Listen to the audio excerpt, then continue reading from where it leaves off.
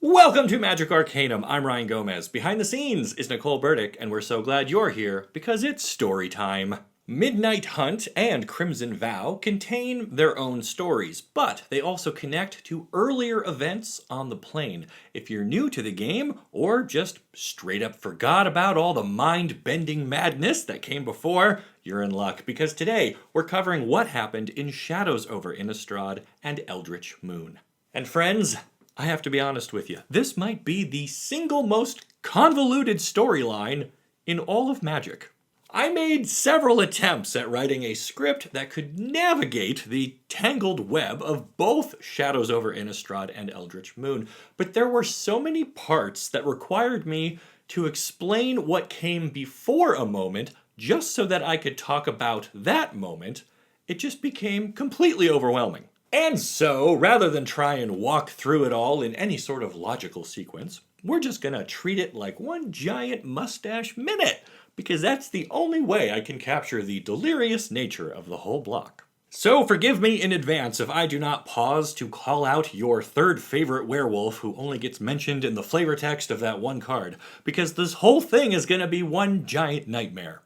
Get ready, here we go! Shadows over Innistrad released in April of 2016 and told the story of Innistrad, a plane originally known for gothic horror, now held in the death grip of cosmic horror, thanks to a quite possibly insane planeswalker called Nahiri. Who is Nahiri and why is she insane? Well, I already covered her in her own entire video, and get ready to hear me say that a lot during this video, but I do still want to set the stage for us here. Nahiri is from Zendikar, and many, many years ago, she volunteered to use her own home as a prison for the Eldrazi. What are the Eldrazi? I already covered that in their own video, but basically, they are a force of nature that lives outside of any physical plane of existence. They roam around, seemingly at random, consuming everything in their path. Nahiri worked with the planeswalkers Ugin and Sorin Markov to seal the Eldrazi away on Zendikar, keeping them from harming any other planes in the multiverse. As part of their pact, Nahiri would stay on Zendikar to watch over the jailed Eldrazi, and Ugin and Sorin promised to return if she ever needed their help, like, if the Eldrazi managed to escape their bonds or something important like that. As luck would have it, eventually the Eldrazi did, well, not entirely escape, but they got close. Nahiri sent a distress call to Sorin and Ugin, and neither of them came to help. Nahiri took care of business herself and then went to find her friends to chew them out for ghosting her. Ugin was actually dead at this point, so we can excuse him, but when she came to Sorin on Innistrad, the Vampire Lord claimed he never got her message, probably because it was stopped by the magical barriers he had put in place around his plane. Now, I have ranted about this before in how much of a jerk move it was for Sorin to deliberately isolate himself and Innistrad when he had an obligation to answer a call should one come for him, but that's all covered in, you guessed it, another video. Anyway, Nahiri doesn't really appreciate the fact that Sorin shows no remorse for his actions, or lack of actions, I guess, and so she attacks him out of anger. These two were friends who worked together to stop the Eldrazi, the greatest threat in the multiverse, but they came to blows over one missed call. Just for perspective. Eventually, the fight gets broken up by Avason, the guardian angel created by Sorin to protect the people of Innistrad. Avason tosses Nahiri into the Hell Vault, a supremely powerful magical artifact, built in the style of one of Nahiri's own Hedrons, the same kind used to seal away the Eldrazi back on her plane of Zendikar. Nahiri sat in that vault for a long, long time, and this was after she had sat on Zendikar alone for a long, long time, acting as warden for the Eldrazi. So, just like me during this global pandemic-induced quarantine, she went kinda crazy, bouncing around inside a solid stone monolith that's also filled with demons and other terrible things will do that to a person. Hopefully you watched what happened in Innistrad block and remember that eventually Avason herself also wound up inside the Hell Vault. Nahiri used this opportunity to plant the seeds of corruption within Avason, and that sets the stage for the start of Shadows over Innistrad. I am 2 full pages into this, and I haven't even started talking about the cards yet. But that changes right now, because we've got Descend Upon the Sinful, our first Pivotal Moment card. What is a Pivotal Moment? Well, for some reason, instead of getting true story spotlight cards, they gave us these Pivotal Moment cards, which aren't clearly identified by any sort of watermark or text line. You just had to follow the online stories, and there were a lot of them, to figure out which cards actually depicted the stuff that was happening. So, Descend Upon the Sinful. The angels that had previously been protecting the humans of Innistrad are now turning against them. This is a big problem, because the humans are already struggling to deal with the vampires and werewolves and ghosts and zombies and demons, and now with their own angels hunting them down, their rice is really fried. But who needs angels when you've got Jace on the case? Yeah, the blue planeswalker comes to Innistrad to investigate not only the now bloodthirsty angels, but some of the other strange happenings that have been reported. People seem to be gripped by madness, which, hey, that's a set mechanic. And so they're hacking each other to bits, or spreading conspiracies, or refusing to get vaccinated. You get the idea. With everyone on the plane a danger to everyone on the plane, Jace starts doing his best Scooby-Doo impression and investigating this mystery, which, hey, that's another set mechanic. Meanwhile, we swish pan over to Sorin, who is getting his own clues delivered right to his front door. Okay, actually his front door is gone, and so is most of his mansion. That's Declaration in Stone, which shows the complete upheaval of Markov Manor. Sorin realizes there's only one person with the Lithomancer powers required to do that, and that's Nahiri, who I should point out was released from the Hell Vault off camera during the events of Avason Restored. She had many years to think about how to punish Sorin for how he treated her, and so she wasted no time in making her moves as soon as she was freed from the prison. While Sorin was pondering what type of cleaning fluid gets vampire blood out of marble floors, Jace was inspecting the warped landscape of the plane. Not only did Nahiri play Jenga with Sorin's house, she had been busy placing cryptoliths all over the place. They acted as a conduit for the plane's mana, which Jace discovered in Epiphany at the Drownyard. Realizing something big was coming, Jace teamed up with another planeswalker for help, and that's Tamiyo. She was on the plane to do her own studies, mostly of the Silver Moon, and she tells Jace that she's really only there as an observer. She does not want to get involved. Tamiyo even makes a point here to explain that she has been present for other terrible things in other places. She carries scrolls with detailed accounts of powerful spells, but they are each bound with an iron band and they are never to be opened.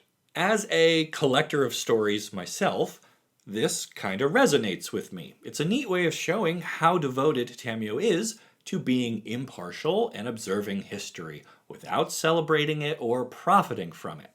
We could all learn a bit from that, I think. Anyway, I'm going to skip ahead to our next pivotal moment, which is Avason's judgment.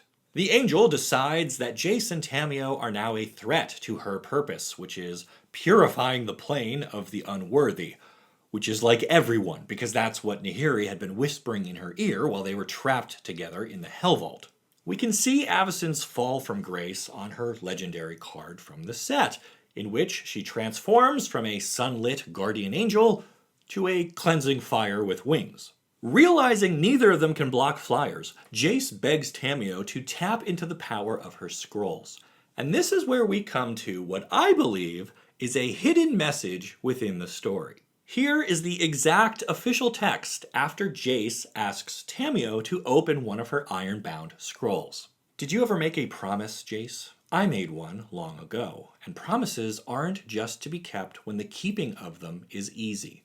We make promises for times like this, when we desperately want to break them. No, Jace, the scroll stays closed. I have long thought that this was Wizards of the Coast making a commentary on their own reserved list. Yep, you heard me. The reserve list was a promise made to game stores back in the early days of Magic. Breaking it now would be easy. The company is big enough to survive any financial fallout, and being able to freely reprint cards like the Black Lotus would make a killer secret lair. But, like Tamiyo says, we make promises 4 times like this.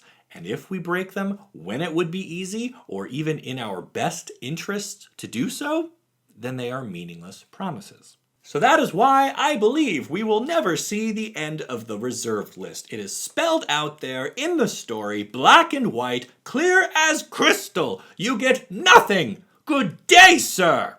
Anyway, Avason is about to kill Jace and Tamiyo when Sorin steps in, which takes us to Anguished Unmaking. Sorin realizes Avason has been corrupted by Nahiri's influence, and even though it is implied some of her original goodness is still in there somewhere, she is beyond saving, and so Sorin unmakes her. This has huge ramifications because she was created to protect the plane, and even in her warped state, she was still a crucial part of Innistrad's defenses. With her removal, Jace and Tamiyo realize things are about to get way, way worse. And that brings us to Eldritch Moon. With Avason gone, Nahiri is able to summon forth Emrakul, the Promised End, using the portal she constructed at the Drown Yard, as seen in Coax from the Blind Eternities. Emrakul's influence is felt across the plane, with many of Innistrad's iconic creature types becoming twisted versions of themselves. There are a few holdouts, however. The presence of the Eldrazi is of no consequence to the plane's spirits, for example, so many of them come to the aid of the humans. This includes Thalia and Odric, 2 legendary members of the Church of Avason, which has now become a corrupt shell of its former self. Thalia effectively renounces her faith and becomes a heretic Cathar, now fighting to protect humanity from the bloodthirsty angels that once guarded them from the terrors of the night. Not every angel has gone bad, though. Sigarda remains uncorrupted and does what she can to fight against her sisters, who have become a melded abomination in the wake of Emrakul's arrival. Sorin realizes things are now spiraling out of control. His bloodline has been decimated, and life across the plane has begun to reform itself to align with the Eldrazi presence. So he decides to start a campaign of vengeance, which is our next pivotal moment. The Voldaren vampires had so far avoided most of the carnage because they tend to live in the more remote regions of the plane, so Sorin appealed to their leader Olivia and asked that she join him in his bloody crusade against Nahiri. Olivia realized if she doesn't help Sorin, the terrible things of the plane would eventually reach her anyway, so she might as well go out with a chance to bite a few more necks. Together, the vampires seek out Nahiri, and in yet another pivotal moment, Sorin encounters the full force of her wrath. The two duel, and it is surprisingly close, with Nahiri eventually getting the upper hand, and she ends up partially encasing Sorin within a bit of rocky wall. She leaves him there, unable to move, and taunts him. She says, "From here, you'll have a great front row seat as Innistrad suffers destruction at the hands of the Eldrazi, the very thing you were trying to prevent by sticking them all with me on Zendikar thousands of years ago."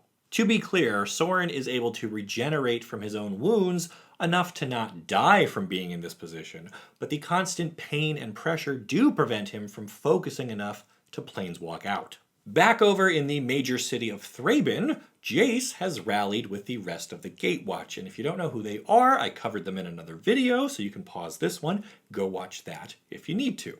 The Gatewatch thought it wasn't too late to save the plane, and they tried to enact the same plan that they used on Zendikar, with Chandra delivering the killing blow, backed by mana channeled through Nissa. But they encounter some problems. The ley lines of the plane are not cooperating, because they've already been twisted about by Nahiri with her cryptoliths.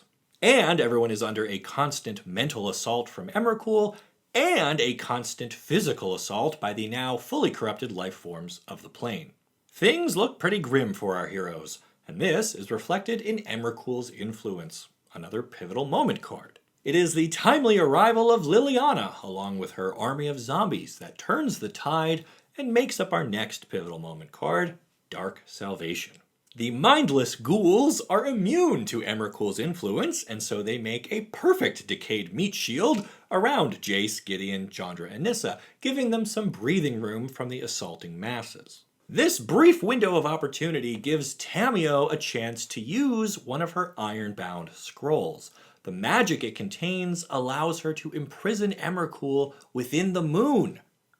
Or does it? Yeah, while everyone is celebrating their victory, Tamiyo confesses to Jace that she wasn't in control of her own actions, and that the scroll she used didn't really contain a spell anything like what she just did. It turns out, Emrakul had realized it was not the right time for her to be on Innistrad, and rather than continue to fight, she used Tamiyo as a puppet to strategically place herself somewhere unreachable. During all of this, Jace and Emrakul had been engaged in a mental chess game where we get the impression that the planeswalkers are completely outclassed by the Eldrazi, and that is knowledge that still haunts Jace to this day. And that's it. That's what happens across Shadows over Innistrad and Eldritch Moon. But do you see what a mess that was? You could walk into original Innistrad, maybe having heard of like Dracula, and you were fine. But to understand this story, you have to know Nahiri and her relationship to Sorin. You have to know Jace and his history with the Gatewatch. And you have to know how all of those connect to the Eldrazi. It was a lot to fit into 2 sets. I would say maybe too much. Honestly, most of the good stuff happened in these side stories where we learned about the Gitrog monster and Odric, who would clearly be played by George Clooney in my live-action adaptation. Shadows over Innistrad was a story of revenge. Nahiri wanted to make Sorin pay for not being there when she needed him. Was that juvenile? Yes. Did a lot of innocent people suffer? Absolutely. Was Sorin equally to blame here for breaking his promise to Nahiri? I think he deserved to be held accountable, but I don't think bringing an Eldrazi Titan to his plane was really justified. But madness is a running theme for the block. It starts with Nahiri, who had a lot of time to stew on things while in the Hell Vault, and then it was amplified by the arrival of Emrakul, so I don't think any character was acting rationally. I did find it funny, though, how Jace came awfully close to losing his mind for like the 100th time, because the scariest thing for a mind mage to face is the prospect of losing his own mind, like he did on Ixalan, and in the crypts of Zendikar, and back on Vryn, and every time they need to give him a challenge that can't be solved by punching. Shadows over Innistrad was a story of promises, broken and kept. The whole thing started because Sorin failed to uphold his pledge, but the Gatewatch proved they were better than that by doing what they said they would and helping planes across the multiverse. Buried in there is Tamiyo's promise regarding her scrolls, which I still think is a veiled reference to the reserve list, and Thalia's broken promise to the church, which actually earned her the respect of Saint Traft and a lot of other ghosts, so that worked out for her in the end. Shadows over Innistrad was a story of redemption. Liliana became an unlikely hero and secured her place among the Gatewatch, and the surviving humans of the plane proved they were strong enough to handle an Eldrazi invasion, making them some of the toughest people in the multiverse. Sigarda is now taking over Avason's role as defender of the plane, while the vampires, werewolves, zombies, and other creatures of the night return to normal, or as normal as things can be, before we get into Midnight Hunt. But that is a story for another time. What is your take on all of this? What was your favorite moment in the Shadows over Innistrad storyline? Let me know down in the comments, and then make sure you like this video and subscribe to the channel so you don't miss the great stories you'll only find here on Magic Arcanum. We'll see ya!